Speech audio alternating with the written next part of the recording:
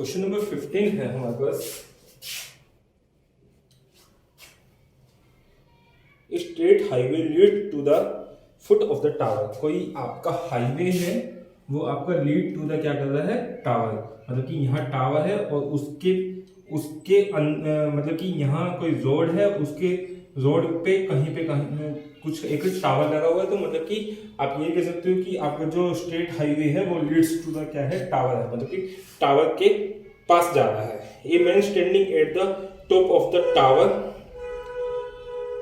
Observe a car eight an angle of the deviation of the 30 degree. यहाँ पे कोई person बैठा है, वो किसी कार को ऑब्जर्व कर रहा है और वो जो ऑब्जर्व कर रहा है उसके साथ जो एंगल ऑफ डिफ्लेक्शन बन रहा है आपका कितना है, 30 डिग्री।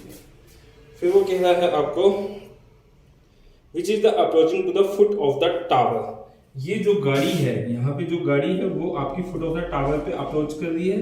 तो फिर वो कह रहा है आपका विद ए यूनिफॉर्म स्पीड। मतलब कि यहाँ जो स्पीड है उसी स्पीड से इस साइड में गाड़ी आपकी क्या कर रही है, अप्रोच कर रही है। फिर वो कह रहा है कि 6 सेकंड लेटर, 6 सेकंड के बाद। तो मैंने मान लिया कि 6 सेकंड के बाद गाड़ी आपकी यहाँ पर थी, ठीक है। The angle of deflection of the car is found to be 60 degree. तो आपका एंगल ऑफ डिफ्लेक्शन कितना हो जाता है, 60 डिग्री हो जाता है, ठीक है। तो अब एंगल कितना है, 60 डिग्री। फिर वो कह रहा है आपको find the time taken by the car to reach the foot of the tower from this point. आपको निकालना है कि यहाँ से गाड़ी यहाँ तक पहुंचने में कितना टाइम लेती है, वो हमें फाइंड आउट करना है। देखो यदि ये 30 डिग्री का एंगल होगा तो ये भी कितना होगा, 30 होगा। ये 60 है तो ये भी कितना होगा, 60 होगा, ठीक है। तो इसको हम ए कह देते हैं, इसको हम बी कह देते हैं, इसको सी, इसको डी, ठीक है। अब दोनों के दोनों एंगल आपके इस लाइन के ऊपर दिए गए हैं। तो बेसिकली ये क्या होगा, बेस होगा, और ये क्या होगा आपका परपेंडिकुलर, ठीक है। और ये क्या होगा, हाइपोटेन्यूज। अच्छा, अब आपको क्वेश्चन ये दिया गया है कि यहाँ से पर्सन देख रहे हैं किसी गाड़ी को और वो आपकी गाड़ी 6 सेकंड के बाद यहाँ पहुंच जाती है और यूनिफॉर्म स्पीड से चल रही है। तो यहाँ से यहाँ पहुंचने में उसको कितना टाइम लगेगा, ये हमें फाइंड आउट करना है। देखो ट्रिग्नोमेट्री जब हमने स्टार्ट किया था तो मैंने आपको पहले ही बताया था कि इस ट्रायंगल के अंदर ये सभी जो आपकी ट्रिग्नोमेट्रिक रेशियो होती हैं वो आपकी क्या होती हैं, लेंथ की रेशियो होती है। आपने जो भी पढ़ी है रेशियो, जैसे साइन पढ़ा है, p/h होता है, तो p/h ये बेसिकली क्या होती है, आपकी लेंथ होती है, ठीक है। हमने यहाँ पे कोई टाइम का कंसेप्ट नहीं पढ़ा है। आई होप आपको ये बात समझ आ रही होगी।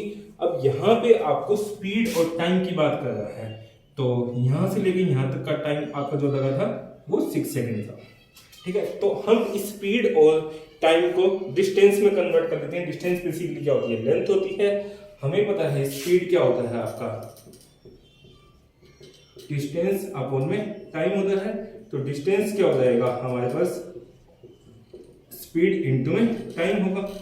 स्पीड कितनी ली है हमने, x मानी है, तो टाइम कितना लगा यहाँ से यहाँ तक जाने में, 6 सेकंड लगा। तो यानी कि डिस्टेंस उसने जो कवर किया है वो कितना होगा आपका, 6x होगा, ठीक है। ये मैं मीटर ले रहा हूँ, ठीक है। मैंने जो स्पीड मानी है आप यहाँ लिख लेना अलग से, let speed of the car is x metre per second, ठीक है। तो मीटर पर सेकंड है और टाइम सेकंड है, तो सेकंड से सेकंड आपका कैंसिल आउट हो जाएगा।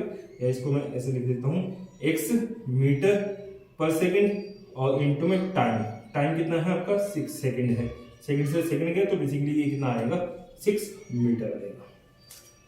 चलिए, तो यहाँ 6x आएगा, सॉरी 6 इंटू में x मीटर, ठीक है। तो यहाँ का जो डिस्टेंस होगा वो कितना होगा, 6x होगा। इसी तरह से यहाँ का जो डिस्टेंस होगा वो कितना होगा। यहाँ पे भी गाड़ी कितनी स्पीड से चल रही है, x से चल रही है, बट मुझे ये नहीं पता यहाँ से यहाँ तक का कितना टाइम लगा। बट मैंने इसका टाइम का क्या मान लिया, t मान लिया। तो आपका डिस्टेंस क्या होगा, अगेन स्पीड इंटू में टाइम। डिस्टेंस क्या होगा, स्पीड कितनी है यहाँ पे, x से इंटू में टाइम t, तो आपका xt मीटर होगा। तो यहाँ का जो डिस्टेंस है वो कितना हो गया, xt। आई होप आपको ये बात समझ आ गई होगी, ठीक है। अब हमें फाइंड आउट क्या करना है बेसिकली, कि यहां से लेके यहां तक कार को पहुंचने में कितना टाइम लगा, ठीक है। तो हम क्या करते हैं बेसिकली, इस ट्रायंगल से और इस ट्रायंगल में हम ट्रिग्नोमेट्रिक रेशियो लगा देते हैं। ठीक है, तो हमें यहाँ भी नहीं पता कोई भी साइड, और यहाँ इस ट्रायंगल में भी नहीं पता, एबीसी में भी नहीं पता और बीडीसी में भी नहीं पता कोई भी साइड। तो हम क्या करते हैं, जो कॉमन साइड होती है वो निकालते हैं। दोनों के अंदर आप देखोगे तो बीसी आ रही है, इन ट्रायंगल बीडीसी में भी आपकी बीसी आ रही है और इन ट्रायंगल एबीसी में भी आपकी बीसी आ रही है। तो हम क्या करेंगे, बीसी को फाइंड आउट करेंगे। तो in triangle BDC, in triangle BDC हमें क्या निकालना है, बीसी निकालना है। तो बीसी अपॉन में क्या होगा आपका, बीडी बराबर क्या होगा, बीसी परपेंडिकुलर है, अपॉन में क्या होगा बेस, तो ये क्या होता है आपका टेंजेंट ऑफ 60। तो यहां से जो बीसी की वैल्यू आएगी वो कितनी होगी, बीडी इंटू में टेंजेंट ऑफ 60, और बीडी कितना है हमारे पास एक्सटी है, इंटू में टेंजेंट ऑफ 60। आई होप आपको ये बात समझ आ रही होगी। इसी तरह से हम दूसरे ट्रायंगल में निकाल लेते हैं, in triangle ABC. In triangle ABC हमें क्या निकालना है, बीसी। तो बीसी अपॉन में एबी, परपेंडिकुलर अपॉन में बेस, तो अगेन क्या होगा टेंजेंट ऑफ 30। तो यहां से जो बीसी की वैल्यू आई है हमारे पास एबी इंटू में क्या होगा टेंजेंट ऑफ 30, और टेंजेंट ऑफ ये भी क्या है बीसी है, ये भी क्या है बीसी है। इसको इक्वेशन 1 कह देते हैं, इसको इक्वेशन 2 कह देते हैं। From equation 1 and 2, from equation 1 and 2 मैं बात करूं, दोनों BC के बराबर हैं, तो यहां से ये क्या हो जाएगा XT इंटू में टेंजेंट ऑफ 60 बराबर क्या होगा आपका AB इंटू टेंजेंट 30, और AB कितना है हमारा 6x प्लस में XT लिख सकते हैं इसको, 6x प्लस में XT और इंटू में टेंजेंट ऑफ 30। ठीक है, तो इंटू में टेंजेंट ऑफ 30। अब हम क्या करते हैं, टेंजेंट 60 और टेंजेंट 30 की वैल्यू यहां पुट कर देते हैं। टेंजेंट 60 की वैल्यू है आपके पास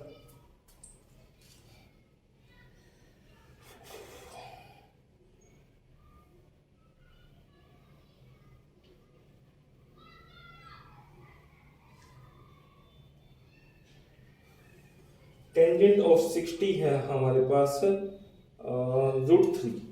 तो XT इंटू में √3 होगा बराबर है 6x प्लस में XT इंटू में क्या होगा 1/√3। आप टेंजेंट 30 की वैल्यू चेक कर लेना, ये 1/√3 होगा। √3 की √3 से मल्टीप्लाई करेंगे तो 3 होगा, 3 ऑफ XT बराबर क्या होगा 6x प्लस में XT होगा। XT को मैं इधर ले आता हूँ, तो 2 ऑफ XT बराबर क्या होगा 6x होगा। यहां से t की वैल्यू क्या आएगी आपके पास 6x अपॉन में 2x, तो ये कितना आ जाएगा 3। तो यहां से D से B को गाड़ी में को पहुंचने का टाइम कितना लगेगा आपका 3 सेकेंड। आई होप आपको ये क्वेश्चन समझ आ गया होगा। नेक्स्ट क्वेश्चन देखते हैं। क्वेश्चन नंबर 16 है हमारे पास, the angle of the elevation of the top of the tower from the 2.8 distance of the 4 meter and the 9 meter from the base of the tower and in the same straight line with it are complementary। देखो कोई tower दिया गया है हमें, और यदि हम 2 point से देखते हैं, एक पॉइंट जो कि कितना है 4 मीटर की दूरी पे है, और जो दूसरा पॉइंट है वो आपका कितना है 9 मीटर की दूरी पे है। ठीक है, तो यहां से जो एंगल ऑफ एलिवेशन बनता है टॉप ऑफ द टावर के साथ, वो आपका कह रहा है कॉम्प्लीमेंट्री है। कॉम्प्लीमेंट्री क्या होता है, यदि ये x है तो ये कितना होगा 90 माइनस x। कॉम्प्लीमेंट्री एंगल वो होते हैं जिनका सम ऑफ एंगल क्या होता है आपका 90 डिग्री होता है। सम ऑफ एंगल कितना होता है 90 डिग्री। ठीक है, ऐसे एंगल जिनका सम क्या है 90 डिग्री है, उनको हम क्या कहते हैं कॉम्प्लीमेंट्री एंगल कहते हैं। ठीक है, तो वो कह रहा है आपको prove that the height of the tower is 6 metre. यहाँ पे आपको ये प्रूव करना है इसकी जो हाइट है वो कितनी है 6 मीटर है। तो मैं इसको A मान लेता हूँ, इसको B मान लेता हूँ, इसको C, इसको D। ठीक है, तो इन ट्रायंगल ABC की बात करें। अब देखो ये 6 मीटर प्रूव करना है, तो मैं इसकी वैल्यू निकाल लेता हूं। यदि वो 6 मीटर आ जाएगी तो हम क्या कह देंगे कि हेंस प्रूव्ड कि हाँ इस टावर की जो हाइट है वो कितनी है 6 मीटर है। तो इन ट्रायंगल ए बी सी हमें फाइंड क्या करना है, ए बी करना है। तो ए बी अपॉन में बी सी बराबर क्या होगा आपका परपेंडिकुलर, ये हमारा क्या होगा परपेंडिकुलर, ये हमारा क्या होगा सॉरी बेस होगा, और ये क्या होगा हाइपोटेन्यूज। तो परपेंडिकुलर अपॉन में बेस क्या होता है आपका टेंजेंट, तो ये कितना हो जाएगा टेंजेंट ऑफ एक्स हो जाएगा, सॉरी 90 माइनस एक्स होगा। ए बी सी ट्रायंगल ले लेंगे तो ये कितना होगा 90 माइनस में एक्स होगा, ठीक है। इसी तरह से in triangle A B D again मैं ए बी फाइंड आउट करता हूं, तो ए बी अपॉन में आपका बी डी बराबर क्या होगा टेंजेंट ऑफ एक्स होगा, ठीक है। अब हमने 8.3 में पढ़ा था टेंजेंट ऑफ 90 माइनस एक्स किसके बराबर होता है आपका कोट ऑफ एक्स होता है। तो यहाँ पे 90 माइनस एक्स टेंजेंट है, तो इसको हम क्या लिख सकते हैं कोट ऑफ एक्स लिख सकते हैं, ठीक है। इसको हम इक्वेशन 1 कह देते हैं, इसको इक्वेशन 2 कह देते हैं। अब बेसिकली हमें क्या करना है, दोनों इक्वेशन को मल्टीप्लाई करना है, मल्टीप्लाइंग इक्वेशन 1 एंड 2।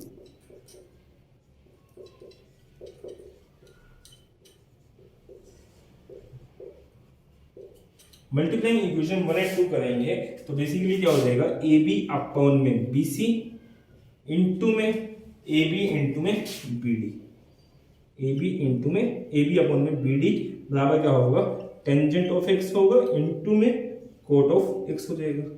और कोट ऑफ एक्स या टेंजेंट ऑफ एक्स आपस में क्या होते हैं आपके रेसिप्रोकल होते हैं। टेंजेंट एक्स की जगह क्या लिख सकते हैं 1 अपॉन में कोट ऑफ एक्स लिख सकते हैं, कट जाएगा तो ये क्या आएगा 1 आएगा, ठीक है। और A B into A B क्या हो जाएगा ए बी का स्क्वायर हो जाएगा अपॉन में आपका बी सी इंटू में बी डी। बी सी कितना है हमारे पास 9 है, बी डी कितना है 4 है, तो 9 इंटू में 4 बराबर क्या होगा 1 होगा।